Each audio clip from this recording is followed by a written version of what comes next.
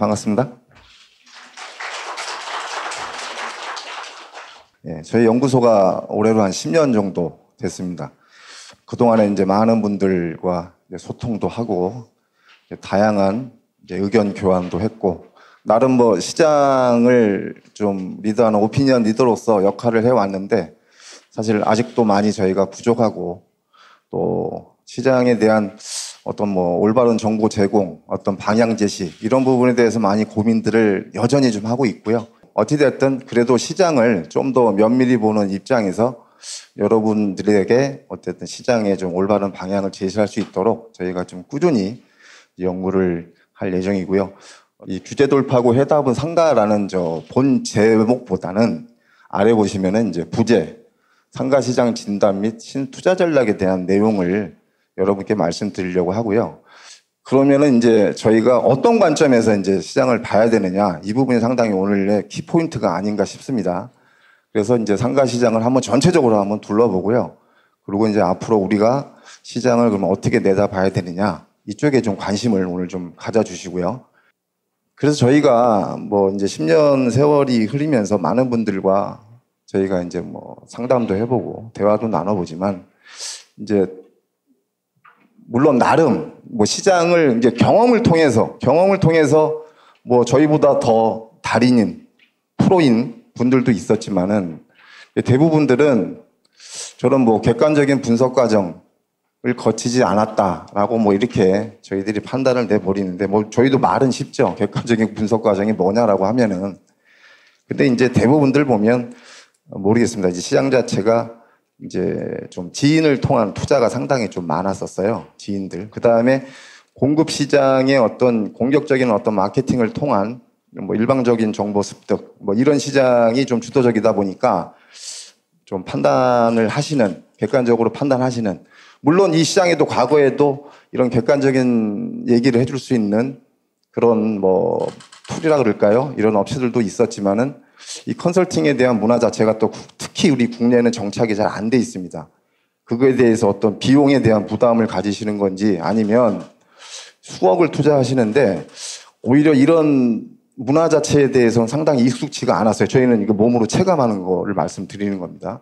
그러다 보니까 물건에 대한 어떤 뭐라 해야 돼요? 분석, 체크리스크 정도는 하세요. 아, 뭐 접근성 좋다, 가시성 좋다, 아까 말씀드린 대로변이다, 뭐 코너 상가다, 뭐 이런 것들은 정도는 하시는데, 뭐 그거조차도 어찌됐든 문서화돼서 물건에 대한 분석, 이렇게는 아마 대부분들 안 하셨을 거고, 아마 지금도 그렇게 하신다고 생각은 아마 안 하실 겁니다. 사실 뭐 저희가 뭐 언론에 대한 뭐 맹신이냐 아니냐, 뭐 반대냐, 뭐 그걸 말씀드리려고 하는 게 아니고, 아무래도 당연히 뭐 공급자 입장에서는 이제 뭐 홍보나 광고에 대한 부분들이 필요하죠. 그러다 보니까 어떤 미디어에 대한 그 정보에 대한 오픈이 되면 집단적으로 끌려가시죠. 뭐 피가 붙었네, 그 다음에 여기가 뭐 분양가가 뭐 어떤 애 뭐 이래가면서 많이 쏠려 다니시는데, 정보의 습득 과정에서 어떤 이런 결론까지 가는 과정을 쭉 보면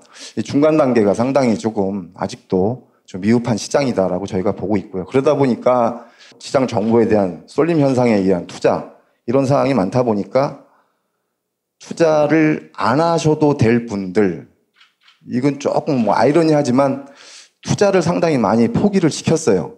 저희는. 그게 아까 말씀드린 게처럼 그분의 가지고 있는 시장에 대한 어떤 이해도와, 그 다음에 저희가 나름 그래도 이제 페이퍼상으로 분석을 해봤더니, 그 다음에 시장에서 진짜 조심해야 될 상품들도 있거든요. 그런 부분들을 통해서 많이 포기도 시켰습니다. 모르겠습니다. 또 별도로 가서 계약을 하셨는지는. 저희 앞에서는 포기를 시켰는데. 그래서 뭐 좀 일반적인 얘기긴 하지만 저 중간 단계에 대한 부분들 좀 더 고민을 해야 된다라고 좀 말씀을 드리고 싶고요. 그래서 상가 투자가 왜 어려운가? 사실 저희가 처음에 시장에 이런 업무를 시작할 때는 나름 내심 좀 어떤 규칙성을 좀 발견하려고 노력을 했고, 그 좋은 기회가 한 번 있었어요. 저희가 삼성물산, 그 레미안을 짓는 삼성물산의 재건축, 재개발 단지 내 상가를 저희들이 대부분 조사를 했습니다. 몇 년간 조사를 했고, 저희가 이 의뢰를 받고 조사를 했다는 거는 그만큼 저희가 시장을 많이 봤다는 얘기죠. 서울에 있는 25개구 단지를 저희가 25개구 단지 전체 100개 단지죠. 그러니까 25개구에 있는 4개씩 해가지고 100개 단지를 500세대, 500에서 뭐 1000세대, 1000에서 1500 뭐 이상 이렇게 저희가 분류를 해가지고 조사를 해봤는데, 그러면은 저런 규칙성이 나와줘야 되잖아요. 아, 500세대 이상일 때는 뭐 세대당 그 상가 면적이 어느 정도가 적정하고, 여기는 딱 어떤 업종이 필수 업종, 요것만 딱 필요하고, 뭐가 이런 규칙적, 그 다음에 월세가 뭐 평균적으로 한 뭐 150, 200선이 나온다. 뭔가 이런 규칙성을 찾으려고 했는데, 저희가 하고 생각하는 거하고 반대로 나가고 있다는 거 다 틀려요, 다 틀려. 예. 세대수가 많다고 월세 200 올라가는 거 아니더라고요. 근데 하나는 발견했어요. 상가 배치가 되게 중요하다. 예전에는 내부 상가도 많이 만들어 놨어요. 내부 상가. 단지 안에 상가. 단지 내 상가라 단지 내에 만든 상가는 말 그대로 주거민들만 상대하기 때문에 수요가 한계인데, 그 이외에 물론 이제 단지 밖, 단지 내 상가도 많이 만들었잖아요.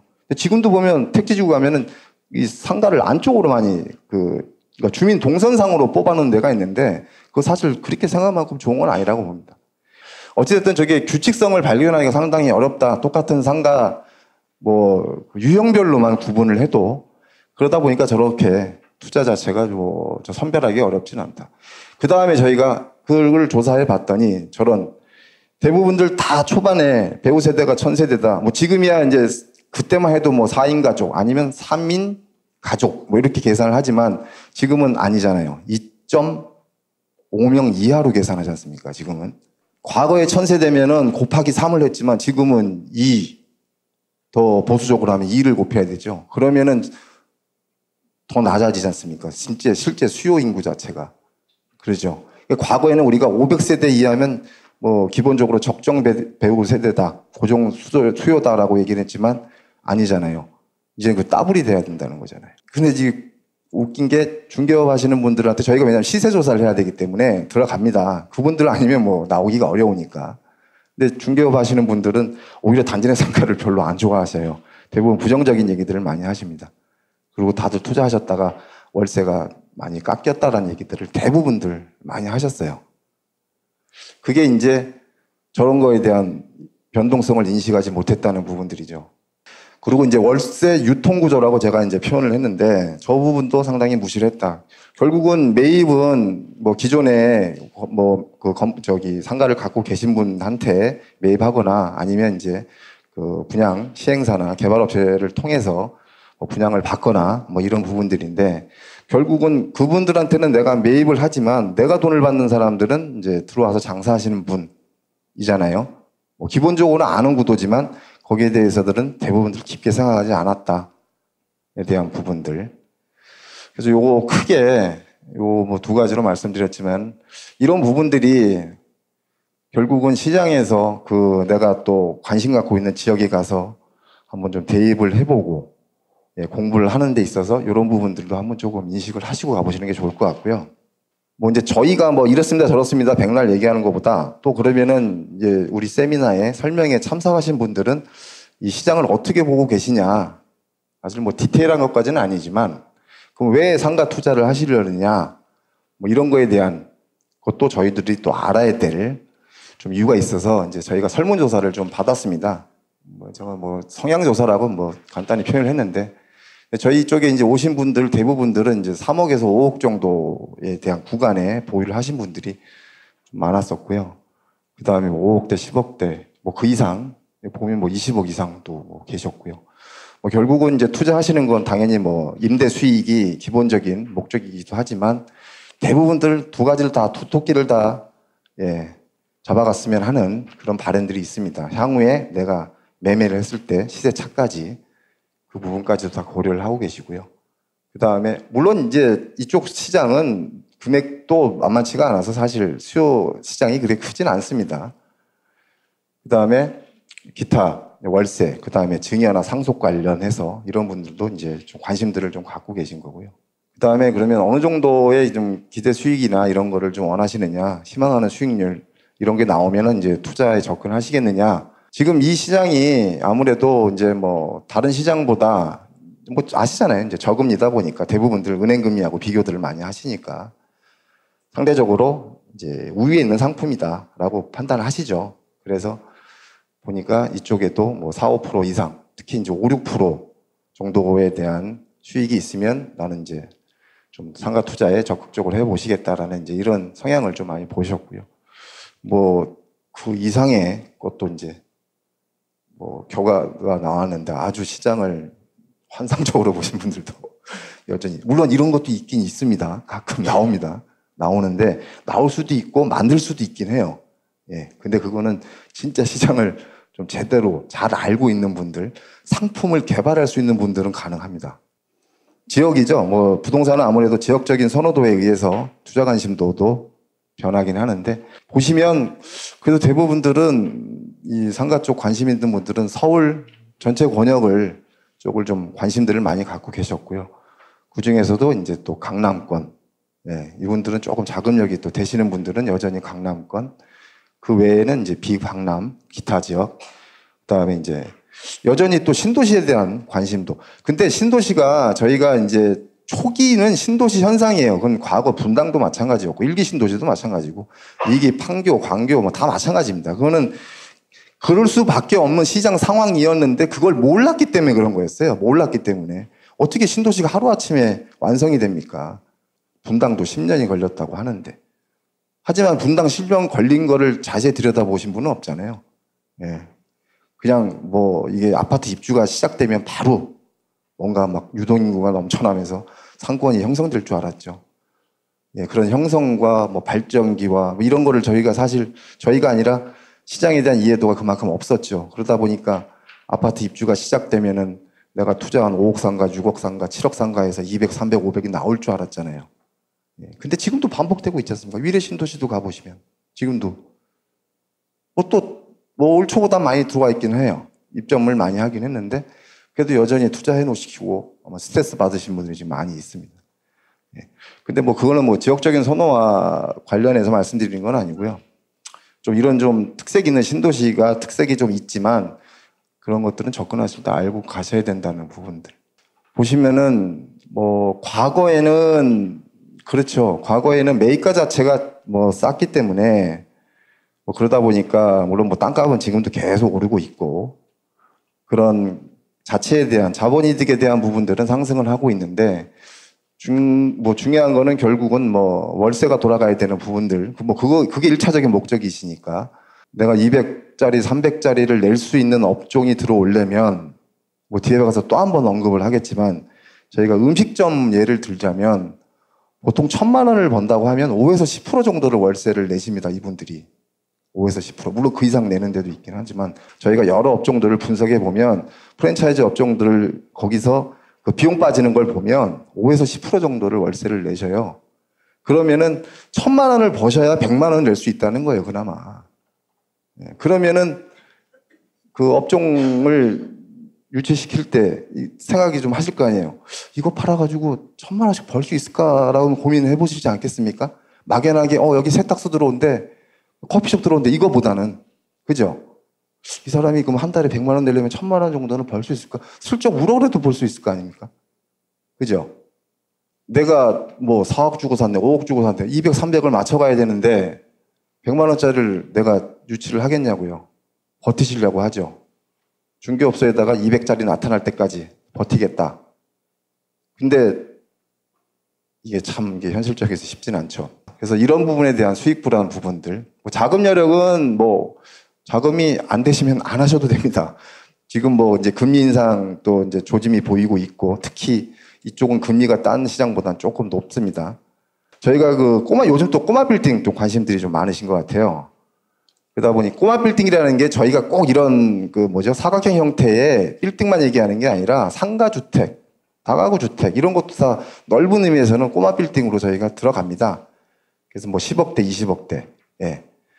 이분들도 대부분들 뭐 여기는 이제 좀 단위가 큽니다. 이제 건물로 가는 거니까 한 3, 40억대. 뭐 여기 수요가 상당히 좀 많았었고요. 뭐 비슷합니다. 여기도 보면은 이제 4, 5%대 뭐 그 이상도 뭐 이게 수익률을 조금 원하시는 분들 이런 물건이 있으면 접근을 해보시겠다라는 뭐 이런 성향을 좀 보여주고 뭐 지역은 뭐 일반 상가 투자나 비슷하게 나왔습니다. 서울 정권역을 보신 분도 계시고 강남권, 뭐 비강남권, 일부 수도권. 근데 이제 건물은 아무래도 예, 도시 중심이 낫죠. 예, 뭐 구분 상가보다는 그런 것들은 판단을 좀 잘 하신 것 같아요. 사실 이제 상가라는 부분으로 출발하지만 오늘 오신 분들한테는 조금 시장 상황을 조금 넓게 봤으면 좋겠어요. 이제 수익형이라는 좀 큰 틀로 시장을 좀 바라봤으면 좋겠다. 왜 그러냐는 이제 가면서 좀 설명을 해 드릴 건데요. 지금 저희가 상가정보연구소긴 하지만 저희가 수익형 부동산이라는 앞에 좀 수식어를 좀 계속 쓰고 있습니다. 몇 년 전부터. 예, 이제 경계가 무너지고 있습니다. 그래서 이제 상가만을 수익형이라고 이꼬르, 뭐 오피스텔 이렇게만 귀결 지을 필요는 없죠. 지금 이제 수익형 부동산이 뭐 심리적인 효과에 의해서 반사이익처로 부각도 되지만 뭐 결정적인 거는 이제 저런 여러 상품과 비교를 해봤을 때 예, 특히 이제 금리와 1%대 지금 저금리 기조가 오랜 기간 유지되다 보니까 3배, 4배의 어떤 우위 상품 시장이다라고 해서 사실 그래서 이쪽에 대한 관심도가 높았다는 거죠. 뭐 지금도 요거보단 조금 떨어지긴 했지만 어제 발표한 자료인가요? 좀 떨어지긴 했지만 여전히 뭐 4%에서 5% 정도에 대한 부분들을 유지하고 있다.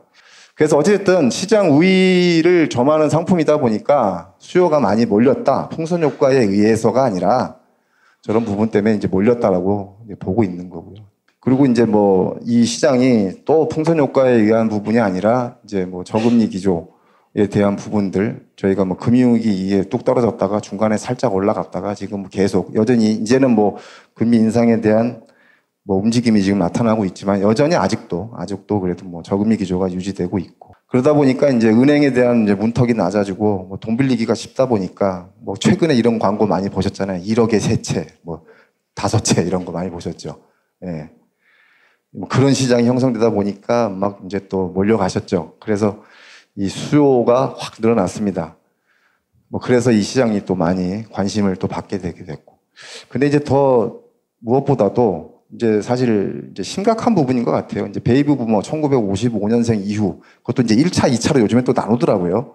64년생 그 전을 또 1기 은퇴 시기, 그 이후를 또 74년생 여기까지를 또 뭐 2기 은퇴 시기라고 얘기를 하는데 지금 10년 전에 노후 대비 개념하고 지금 개념은 조금 다르다는 거 인식하시죠?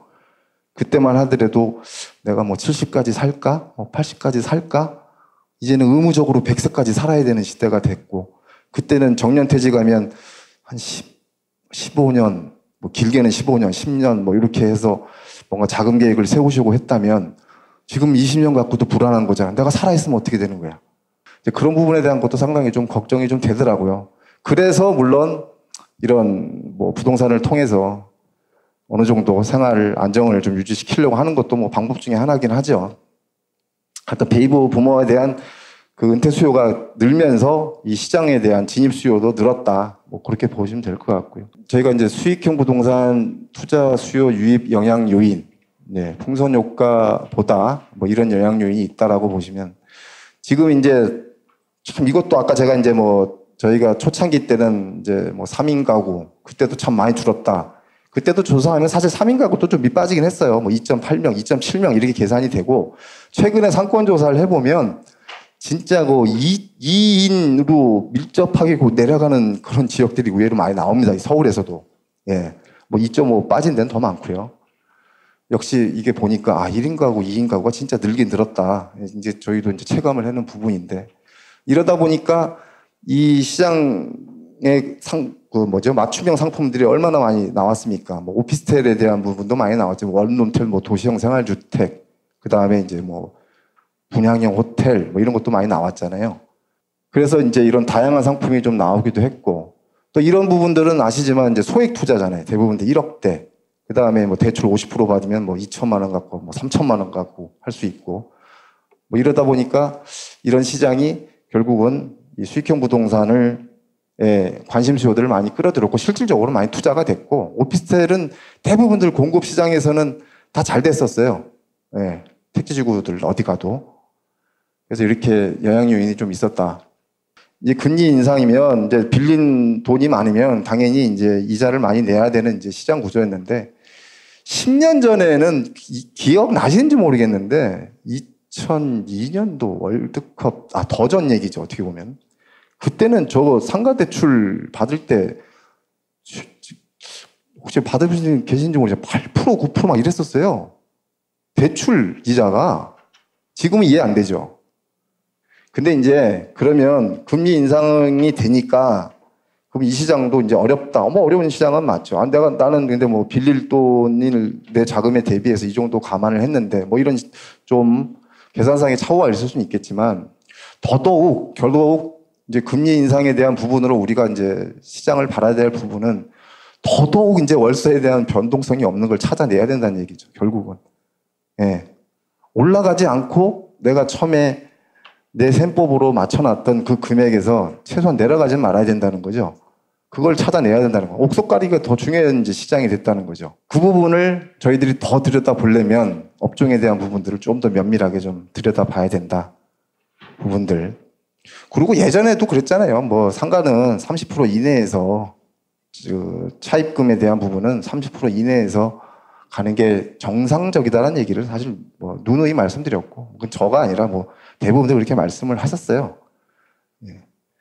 그 부분은 자금력에 대한 부분들은 어느 정도 가져가시는 게 저 리스크에 대한 부분을 대비할 수 있다. 이렇게 좀 이해를 하시면 될 것 같고요. 지금 여기 보시면 이제 빨간색으로 표시된 거는 소멸될 위험이 최고로 높다는 거고, 그 다음 단계죠. 파란색은 그나마 좀 안전하다. 근데 이게 딱 보시면 결국은 뭡니까, 저게? 그 도시만 살아남는다는 거예요, 도시만. 이게 뭐냐 하면 지금은 이제 결혼 늦게 하시고, 결혼을 하셔도 애를 또 안 낳으시기도 하고, 한 명만 정도밖에 안 낳으시고, 그리고 이제 고령 인구는 늘어나고, 그러다 보니까 지역 경제 활동할 수 있는 인구는 없어. 이건 일본하고 똑같은 현상입니다. 일본도 그렇게 해서 저 계산을 해서 2040년에 없어지는 군을 거기서 이제 연구를 한 거예요. 이렇게 보면은 저희도 지금에 있는 인구로 따지면 저렇게 없어진다는 얘기죠. 경북 의성, 고흥, 뭐 경북 군위, 합천, 남해, 청송. 혹시 여기 고향 있는 분 계세요? 저희 장인어른이 전남 고흥이거든요. 없어지기 전에 한번 갔다 오시라고 그랬어요. 아니, 그러니까 일단은 요 추세로 간다면 저렇게 없어진대요. 예. 그리고 이제, 그래도 여기 이제 시나 구는 여기 살아남네요. 결국은 경제 활동을 할 수 있는 시나 구는 살아남는다. 이거를 이제 서울로 한번 또 이제 옮겨와 봤는데, 서울 같은 경우도 보면 역시 강남 불패. 강북은 조금 위험 단계지만 강남 쪽은 대부분들. 지금 근데 인구 구성은 다 비슷합니다. 여기 뭐 성동구, 동대문구 이런 데도 지금 뭐 37만 명, 도봉구 35만 명 이래요. 강북 33만 명. 서초가 더 많네요. 강남이 많긴 하네요. 54만 명. 근데 어쨌든 지금의 이런 저출산 고령화 추세로 봤을 때는 이 지역도 안전지대는 아니다. 이렇게 지금 보고 있는 것 같고요. 그 인구 분산을 위해서 1기 신도시, 2기 신도 다 만들어 놨지만 다 지금 출근들은 다 서울로 하잖아요. 저도 제가 용인에 삽니다. 용인.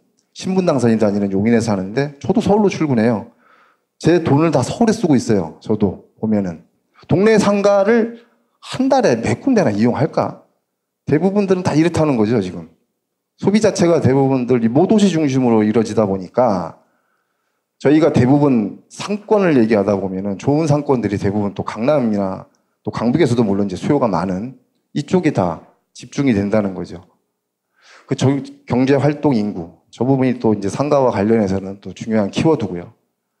꼭 이런 시장이 아니어도 지금도 사실 이렇게 대부분들 도시 집중으로 상권이 형성되고 있고, 이 경기도에서 또 본 겁니다.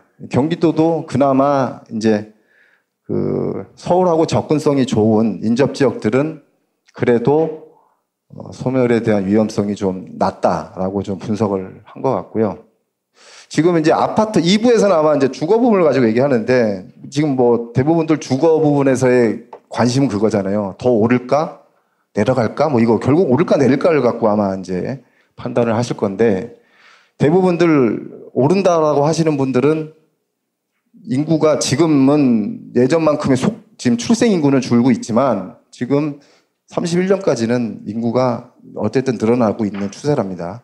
예, 그렇기 때문에 아파트가 뭐 지금 당장 꼬꾸러지는 그 시장은 아니고 저 인구로 봤을 때 지금 시장은 아직도 유효하고 공급과 뭐 수요 시장이 형성이 돼 간다. 이렇게 좀 해석을 하고 계시더라고요.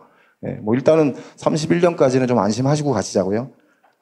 최근에 그러면 이제 그랬잖아요. 상가는 임대료가 뭐 그래도 뭐 딱 고정화돼 있으면 좋겠지만 내려가기도 하고 올라가기도 하고.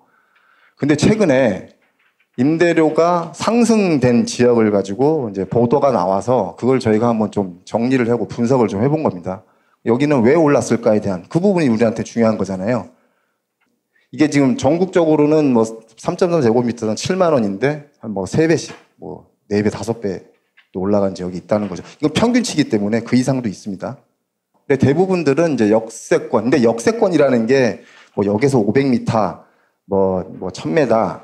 저희가 이제 보통 상권 분석을 할 때는 물론 그거는 하시는 분들마다 틀립니다. 1km를 뭐 반경 1km를 두고 분도 계시고, 근데 저희는 그냥 한 700m를 놓고 보고 있는데 700m는 사람이 일반적으로 걸어 다니는 거리 10분 정도 거리예요. 10분 정도 거리. 뭐 그 정도는 우리가 뭐 다니니까. 그래서 이제 그거를 이제 봤을 때 지금의 이제 앞선 뭐 가로수길이 사로수길 대부분들 보면 대중교통하고 좀 연계성이 좀 있다라고 저희가 보고 있고요. 그 다음에 그 단순하게 또 역과의 거리가 좀 멀기도 한데도 있긴 합니다. 있긴 하지만 그 뭐 아까 저기 뭐죠? 이제 삼청동길이나 이쪽 같은 경우는 그 뭐죠? 기존에 이제 인사동하고 연계된 그 다음에 거기 가면은 갤러리도 있고 그 다음에 박물관도 있고 연계된 볼거리가 있잖아요. 한옥마을도 있고 뭐 이런 어떤 연계 상품들이 있어요. 이제 이러다 보니까 수요 자체가 자꾸 이제 확대돼가는 뭐 이런 어떤 연계성을 저희가 좀 수요에 대한 팽창 부분으로 저희가 좀 봤고요. 경리단길은 조금 기존 상권하고는 조금 이제 달리 본다. 그래서 여기도 사실 보면 아마 업종 부침이 좀 있을 겁니다. 그래서 향후는 경리단길을 좀 예의주시해 볼 필요는 있어요. 저게 계속 명맥을 유지해 갈지 아니면 저런 어떤 접근성 부분이 조금 떨어지는 부분에서 소비자들이 언제까지 저기를 또 이용을 할지에 대한 부분들 조금 불편한 부분들이 있습니다. 그래서 경리단길은 조금 물음표를 해놨는데 물론 그래도 여기도 젠트리피케이션이라고 해서 아시죠? 예, 기존에 이제 그 장사하신 분들 몰아내고 임대료가 상승했던 그 지역이긴 맞습니다. 그래서 아까 말씀드린 뭐 가로수길, 사로수길이니 뭐 이런 부분들의 공통점은 지금은 이제 소비자들이 저희는 이제 뭐라 그래야 되나 이게 중간에 낀 세대 같아요. 낀 세대. 그러니까 과거 부모님 세대도 문화를 저도 뭐 그 문화를 또 이용하고 있고 또 지금의 이제 저보다는 좀 어린 세대들하고 또 문화를 또 공유하고 있고 두 가지를 다 이제 저도 이제 좀 뭐 사용자 입장에서 이런 부분들에서 저도 이제 제가 요 입장이 돼보긴 하는데 저도 요즘에 어디 갈 때 뭐 가족끼리 가든 뭐 누구를 만나든 예전처럼 막 그러진 않는 것 같아요. 가까운 데 가자라고 이렇게 표현을 안 쓰는 것 같아요. 가까운 데에서도 유명한 곳을 찾게 되는 것 같습니다. 이래서 지금 이 쇼룸이라고 표현한 거는 이제 가로수길 같은 경우도 단순하게 뭐 예전에는 이제 조금 약간 뭐죠 커피숍 뭐 좀 이색적인 디자인이 있고 뭐 그런 다양한 커피숍이 있고 예전에는 이제 그 엔티라 그러죠? 그 약간 뭐 고풍 그런 뭐 판매 매장들이 있어서 갔었지만 대부분들 밀려나면서 저런 또 다양한 음식점들이 들어왔는데 요즘에는 이 전시장을 또 활용을 한답니다. 전시장을. 뭐 의류 중에서도 신제품이 나오면 전시장을 또 활용을 해서 모객 행위를 한답니다. 사람들을 더 끌어모인다는 거죠. 이제는 입지가 뒤에 아마 표현이 될지 모르겠지만 입지를 이제 정해진 거를 소비자들이 선택하는 게 아니라 이 브랜드 자체가 입지를 만들어 버린다는 거죠. 스타벅스 같은 경우도 역에 없는 스타벅스도 많아요. 꼭 역세권만 끼어 있는 거 아닙니다. 역세권이 역하고 역 사이에 있는 저 스타벅스도 있어요. 그럼 쟤네가 왜 저길 가나라고 고민을 해보면 생기면 사람들이 글로 모이죠. 그러니까 입지가 역세권이 아니어서 스타벅스가 안 가는 게 아니라 스타벅스기 때문에 여기 와요, 사람들이. 이런 시장이 됐다는 거죠. 그러니까 예전 방식으로 접근성, 가시성 따지면 스타벅스가 거기 미쳤다고 들어가겠습니까? 이제는 시장을 그렇게 보면 안 되는 거죠. 그리고 이제는 아까 뭐 우리가 앞에서도 중요 요소 중에 하나라고 보지만 유동인구 중요합니다. 유동인구보다 좀 더 구체적인 표현은 소비인구죠. 이제 소비인구. 강남역 사거리를 중심으로 700m를 그리면은요, 직장 인구가 15만 명이 나옵니다. 15만 명. 물론 그 15만 명이 그 상권 내에 700m 이내에 있으니까 얼마나 그게 상권력이 탄탄하겠습니까? 근데 이제 예전에는 그렇게 봤죠. 예전까지면. 여기 오시기 전까지는 그렇게 이해를 했을 거예요. 그래서 강남역이 베스트 아니야. 대한민국 1등 상권 아니야. 이렇게 이해를 하셨을 텐데, 한 단계 더 들어가면, 매출이라고 제가 표현을 했는데, 매출이 그 15만 명을 대상으로 장사를 해도요, 5천만 원이 안 나오는 장사가 하시는 데 있고요. 그 다음에 많게는 5억대가 나오는 경우도 있습니다. 5억대가. 평균 매출이. 이거 음식점을 저희가 이제 분석을 했을 때, 그럼 우리가 선릉역, 양재역도 나름 좋은 상권이잖아요. 거기는 한 반 정도 빠집니다. 한 7만 명, 6만 명 이래요. 그 인접 수요가. 근데 거기도 보면 그 매출 구조가 2천만 원, 1천만 원대도 나옵니다. 1천만 원대. 우리 상식으로는 나오면 안 되죠. 1천만 원대 매출이 나오면 안 되죠. 7만 명이 있고 8만 명이 그 주변에 인접해 있는데 유동인구는 더 많은데 그렇게 해서는 이게 해석이 안 돼요. 근데 더 재미난 건 뭐냐면 그 이용 건수라는 게 있어요. 이용 건수가 있는데 15만 명이면 우리가 최소한 그러면 잘 되는 매출이 높은 업종을 봤을 때 여기에 그러면 한 달에 한 3만 명, 4만 명이 이용해야 되지 않을까라고 생각을 해야 되는데요. 10,000건 정도가 안 나옵니다. 10,000건 정도가. 허수예요. 허수. 그 15만 명이 허수라는 거예요. 이해가 안 되실 거예요. 쉽게 얘기하면 내전표가 20평밖에 안 돼요. 30평밖에 안 돼. 15만 명이 그거 어떻게 들어갑니까? 매일매일 몇 명이 들어와야 그 15만 명이 채워지겠어요. 24시간을 돌려도 안 됩니다. 그러니까 그 15만 명, 10만 명이 중요한 게 아니고 그 업종이 얼마를 끌어들일 수 있냐가 사실 더 중요하다는 거죠. 그리고 이제 아까 이제 이런 말씀이에요. 특히 이게 이제 상권 지도를 바꿔놨죠. 왜 가로수길, 샤로수길이 언제부터 나왔냐고. 그거 언론사에서 만든 거 아니에요. 그 자연 발생적으로 생긴 거잖아요. 지역적으로. 그게 거꾸로 이제 보도를 통해서 더 알려진 거고. 그래서 이제 요즘에는 그 아까처럼 물론 때에 따라서는 이제 시간적인 부분 때문에 가까운 데 가서 해결하고 이런 것도 있지만은 요즘 애들은 친구를 만나거나 특히 주부님들도 마찬가지고 저희도 친구들 만나거나 아니면 업무 관계를 하더라도 이미 다 사전에 요즘에는 네이버 들어가면 최고 똑똑한 그 네이버에 들어가면 검색어 딱 치면 나오잖아요. 강남역 맛집. 샤로수길 맛집 치면 딱 나오잖아요. 그러면 딱 읽어보면 후기들 나오잖아요. 추천받고 이런. 그렇게 가죠.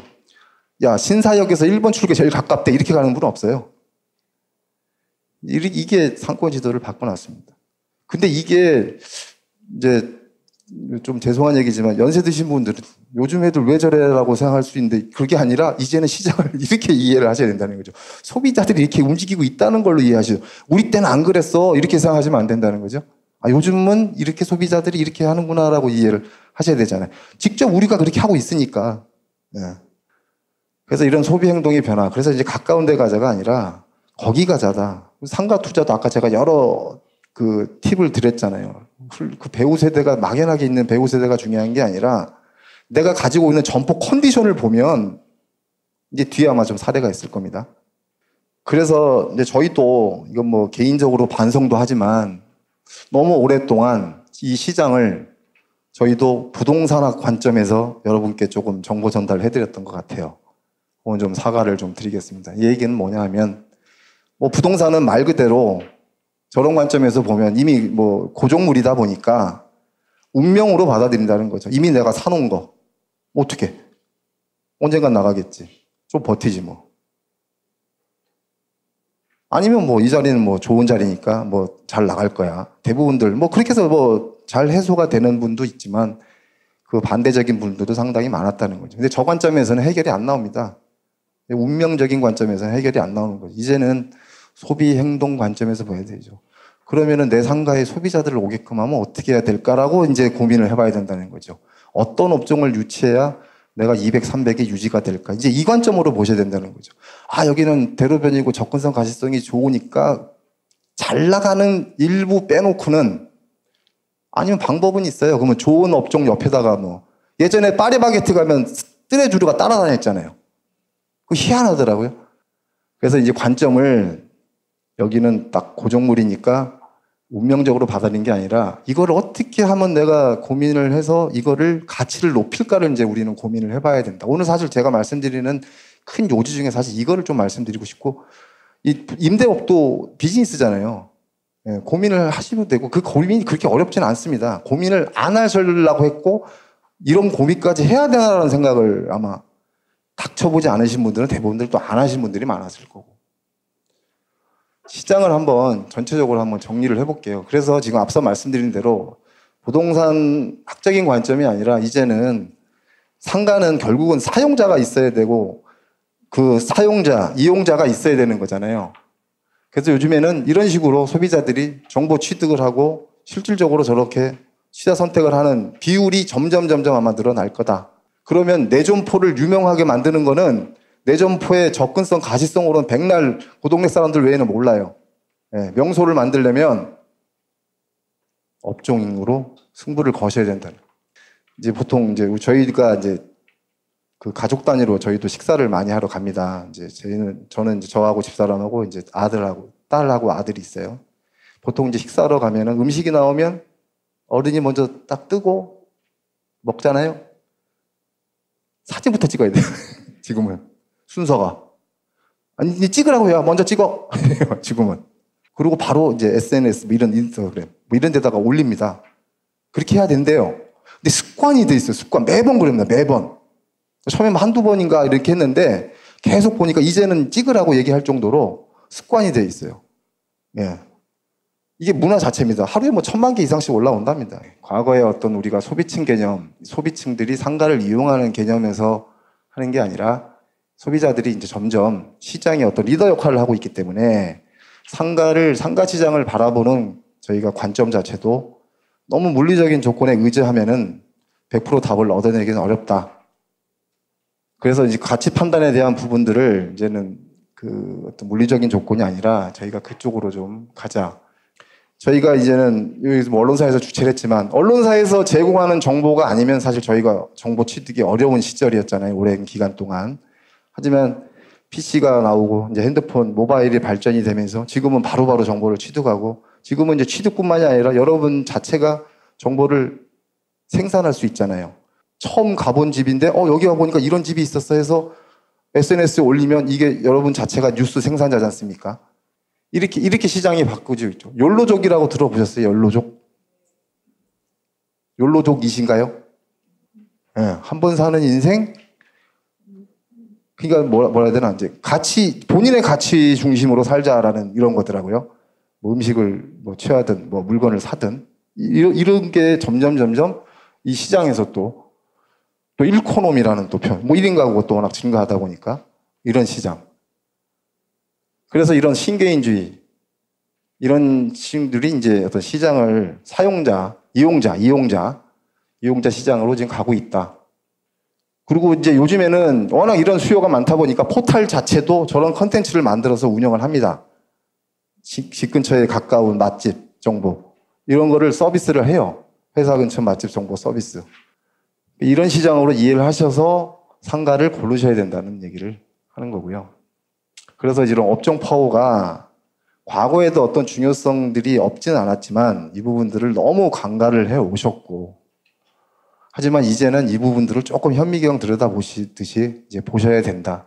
그러다 보면 내가 투자한 물건에 대한 다양한 어떤 해결 방법까지 보인다는 거죠. 이거 중개업소에서 알아서 내주겠지 뭐. 나 200 안 받을 때까지는 뭐 그냥 버티지 뭐. 아직 견딜만해. 이건 사실 비즈니스가 아니죠. 100만 원 가치를 200만 원을 올릴 수 있는 아이템도 있습니다. 근데 거기까지 생각을 하시지를 않으셔서 그렇죠. 그리고 요즘 시장은 이제는 아까 제가 이제 출구별 상권력이 다 틀립니다. 강남에도 10개 출구가 있으면 10개 출구 상권력이 다 틀립니다. 왜냐하면 그 수요 자체가 다 틀리기 때문에 아까 제가 반경으로 전체적으로 따져서 15만 명이지만 또 거기서 또 이 섹터를 나눠보면 또 수요가 자체가 또 구분이 돼요. 여기가 저기 광교에 있는 아브뉴 프랑. 들어보셨죠? 아브뉴 프랑. 그 프랑스 풍의 거리를 가로수길처럼 거리를 판교에도 있잖아요, 지금. 배고도 들어간다 그러고. 여기가 이제 요 가을에 날씨 좀 따뜻할 때 가서 좀 찍어놓은 사진이긴 한데, 이제는 여기도 광교 도청역입니다. 역세권이에요. 우리가 좋아하는 역세권. 그 앞에는 에듀타운이라는 주거단지가 또 있고요. 그 다음에 도청이 이제 첫 삽을 팠죠. 가네마네 하다가. 그 다음에 이제 도청이 이제 들어올 겁니다. 저희가 상가 투자할 때 가장 아까 말씀드렸던 키워드는 다 갖고 있어요. 도청이 들어온다. 역세권이다. 배우 수요 탄탄하다. 근데 지금 가봤더니 어제 나온 기사 많이 비어있더라. 네. 근데 여기는 잘 되더라. 그게 뭐냐면 여기는 아까처럼 부동산한 관점이 아니라 입지를 창출하는 상가죠. 상가. 여기는 계절밥상 아시죠? 그 말고 기억이 안 나네. 그런 브랜드들이 많이 들어와 있습니다. 연인들이 데이트하러도 많이 오고요. 요 옆에 가면은 요게 월드스퀘어라고 바로 옆에 붙어 있는데 여기도 매주 주말마다 이벤트를 합니다. 가만히 있어서는 손님이 안 와요. 여기도 그래서 아까 말했죠. 입지 창출을 하고 있어요. 입지 창출. 기다리는 게 아니고 과거 같으면요. 이거 그냥 분양만 해놓고 아마 기다리고 있었을 거예요. 지금도 물론 공실이 있습니다. 좀 더 입지 창출 노력을 해줘야 될 것 같아요. 근데 아브뉴 프랑하고 또 틀립니다. 아브뉴 프랑은 사실 분양을 하진 않았고요. 여긴 분양을 했어요. 여기도 매입가가 조금 있다 보니까 임대 저항, 임차 저항이 있는 시장, 지금 현재 그런 구도로 저희가 보고 있습니다. 이제는 소비자들을 끌어모으지 않으면 상권 전체가 죽는 게 아니라 상권 자체에 대한 광범위한 부분에서 입지 경쟁을 통해서 소비자들을 어떻게든 우리 라인 쪽으로 끌어들이려고 노력들을 많이 합니다, 이제는. 이런 시장이에요, 지금. 제가 이거를 한번, 아까 제가 말씀드렸잖아요. 여기 보시면, 여기 땡땡 순댓국 프랜차이즈 회사에서 본인들이 매출 발생 현황을 제가 이제 자료를 입수를 했는데, 여기 보시면, 여기서 제일 좋은 상권이 어디로 보세요? 일반적으로 저희가 봤을 때. 보통 보시면 저 서현역을 대부분들 많이 조금 베스트 상권으로 뽑습니다. 그 다음에 이제 우리가 또 뭐 시장 그러면 또 뭐 하남시장 뭐. 근데 여기 보시면 제가 이제 비교를 해서 보실 게 지금 보면은 평수 40평, 10평, 20평, 65평인데 월세가 서현역은 550만 원을 내고 있고 하남은 110만 원, 방화는 210만 원, 부천역도 210만 원을 내고 있어요. 여기 보시면 이제 월 매출이 나오죠. 1매출이 여기는 서현역은 180만 원. 근데 여기는 10평인데도 100만 원. 이걸 이렇게 한번 보시라는 거예요, 이렇게. 평수가 저렇게 크면 당연히 큰 평수에서 많이 나와주는 게 맞는 건데, 지금 보시면 매출은 오히려 지금 작은 평수에서 지금 더 많이 나오고 있고. 단순한 유동인구와 배우 수요만을 대입해서 보면, 우리는 서현역에서 매출 구조가 더 많이 나와줘야 되고, 2배나 3배 이상 나와줘야 되는 구도로 봐야 되는데, 실질적으로 장사하시는 분들의 입장에서 거꾸로 봤더니, 이런 거라는 거죠. 근데 여기 5,400만 원이면 월세 얼추 10% 가까이 내죠. 여기는 뭐 선방하고 있어요. 여기는 3천만 원인데 110만 원밖에 안 내요.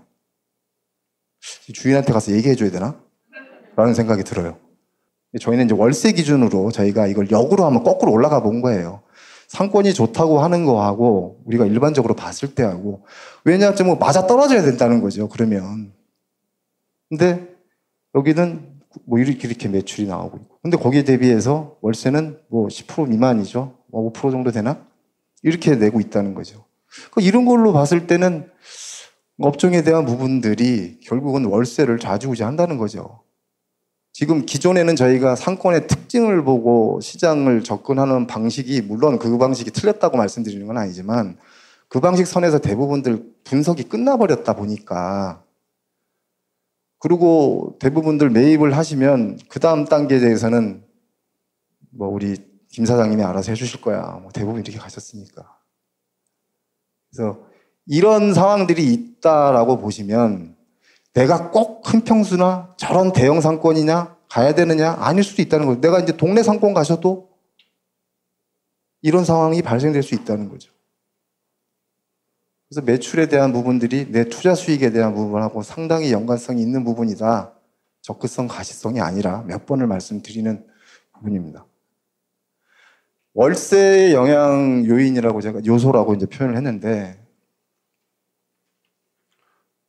지금 이제 우리가 돈을 받는 거는 월세를 주는 사람은 어쨌든 세입자잖아요. 임차인이 주시는 거잖아요. 그죠? 옆에 계시는 분이 주는 게 아니고 그분들이 주시는 겁니다. 그래서 그분들이 장사가 잘 되기를 늘 정화수 떠놓고 빌어야 됩니다. 그래서 그분들은 근데 상당히 보수적입니다. 창업하시는 분들은 아까 제가 처음에 표현했지만 생계형이 대부분이기 때문에 망하면은 먹고 사는 문제이기 때문에 투자하신 분들하고 전혀 다른 성질이란.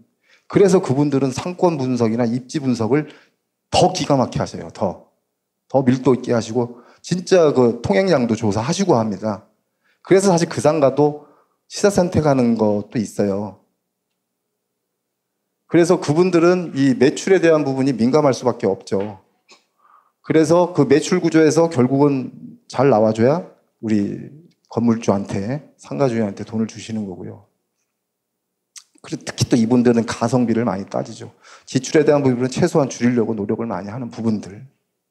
그래서 그분들의 입장을 저희들이 잘 파악을 해야 돼서 이런 월세 영향 요인은 접근성, 가시성, 뭐 우리가 그 정확하게 파악하기도 어려운 그런 어떤 포괄적인 너무 거시적인 그 수요.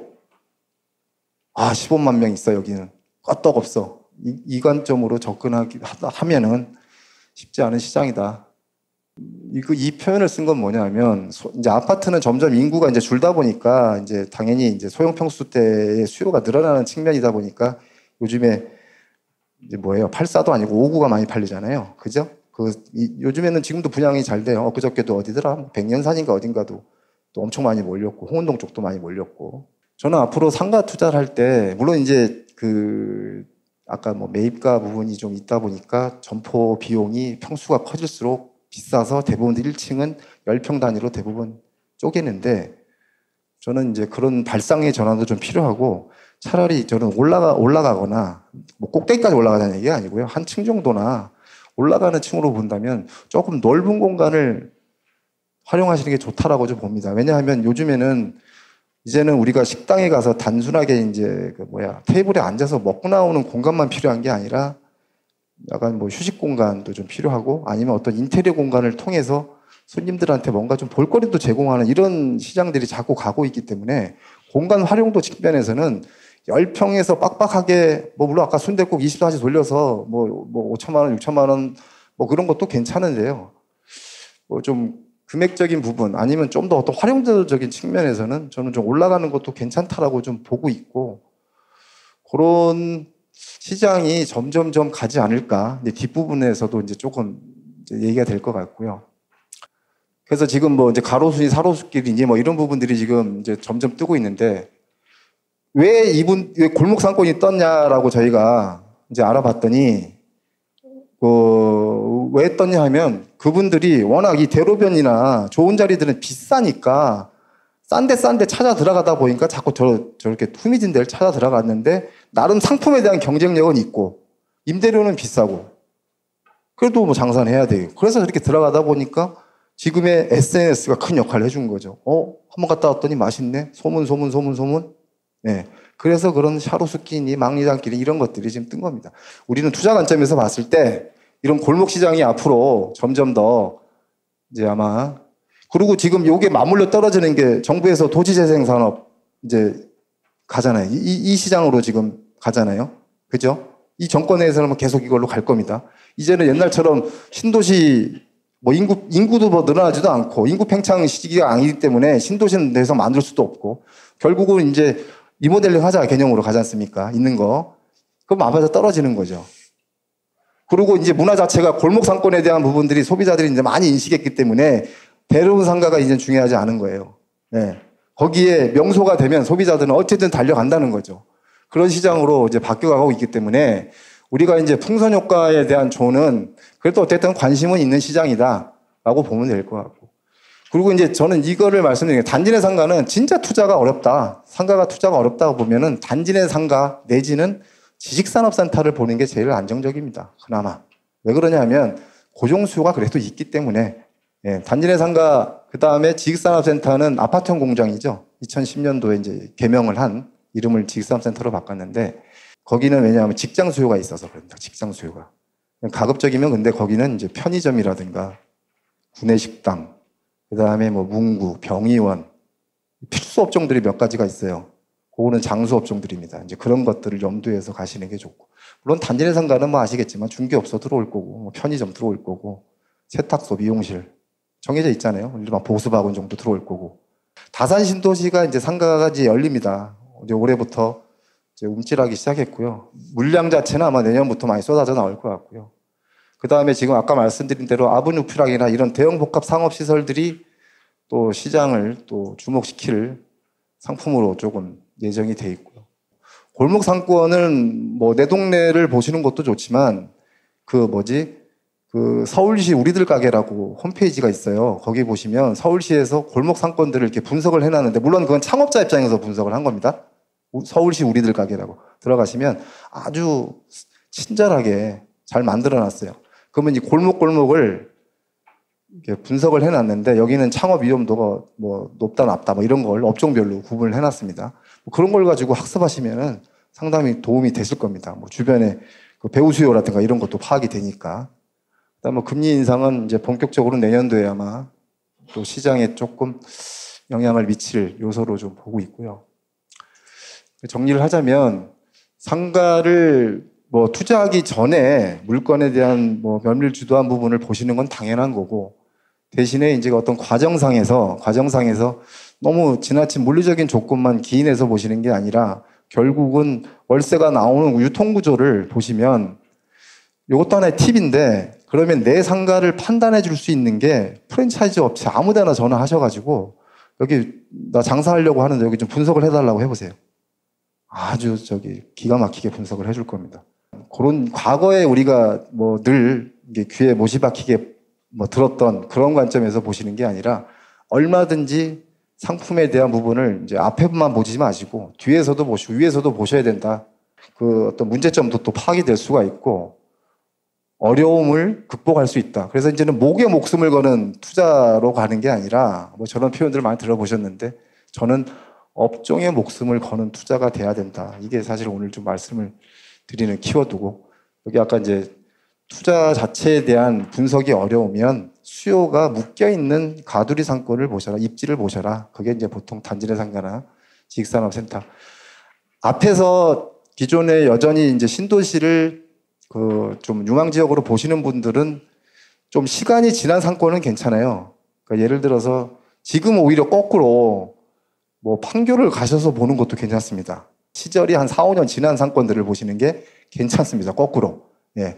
초기에는 너무 매입가가 높다 보니까 접근이 어려울 수도 있고 뭐 미래에 대한 자신감이 없어서 그렇지만 지금은 어느 정도 상권이 형성돼 가고 있는 진행 상황이기 때문에 거꾸로 역으로 지금 가신다면 가볼만 해요. 이거를 제가 왜 표현을 썼냐 하면 아까 제가 그랬었습니다. 이제는 수익형 부동산, 상가도 그 부분의 일부고 대표성을 띠는 상품이긴 하지만 부동산에 대한 상품을 좀 외연성을 넓혀라. 그리고 그 상가를 상가로만 보지 말고 이제 이거를 좀 말씀드리고 싶어서 그래요. 여기 밑에 보시면 독서실인데 이제 토즈 독서실이라고 들어보셨는지 모르겠는데 예전에 독서실 하면 우리 아시죠? 그 칸막이, 예? 칸막이 있는 독서실 옆 사람하고 차단시켜 놓은 지금은 그런 독서실이 아니라 가보시면은 프리미엄입니다. 프리미엄.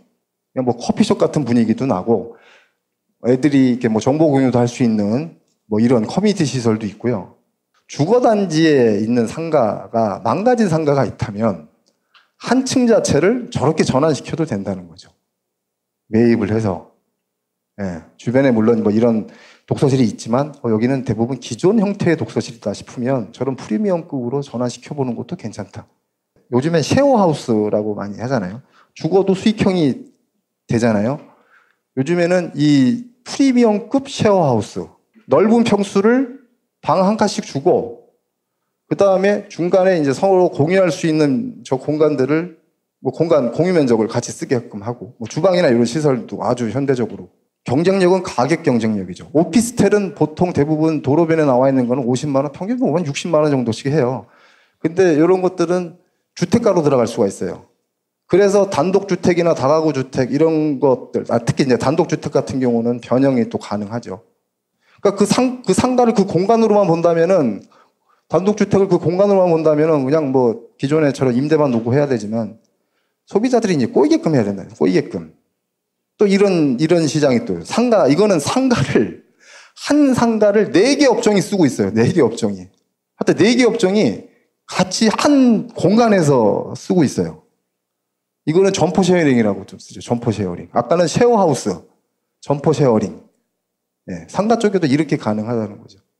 지금 저희가 앞으로 연구소가 지향하려고 하는 게 뭐냐 하면 진짜 뭐 이게 공실 상가, 죽은 상가들을 이런 쪽으로 지금 뭔가 좀 변형시켜 볼 수 있고 개선시켜 볼 수 있는 쪽으로 지금 연구를 해보려고 합니다. 지금 발을 그쪽으로 자꾸 가보려고 해요.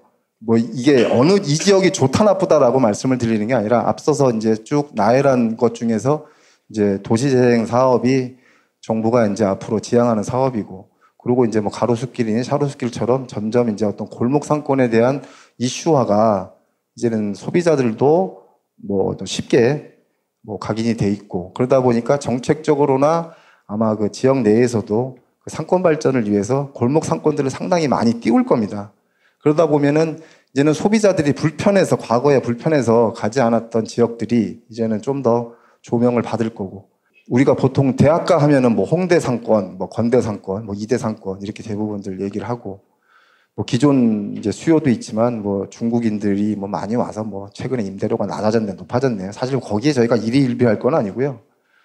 지금 저희가 또 거기에 뭐 그렇게 크게 관심을 둘 필요도 없고 골목 상권이라는 거에 대한 관심을 저희도 이제 갖다 보니까 그러면은 지금 이제 대학가 상권에서 저희가 거기 오히려 소비자들이 많이 인식 못하는 거기가 그 유명한 상권이었어라고 인식 못하는 것을 거꾸로 역으로 본 겁니다. 일단 이게 광북 쪽에 또 회기역 쪽에 있다 보니까 접근성이 그렇게 좋지는 않습니다. 저기 신촌이나 이런 데하고는 틀리게.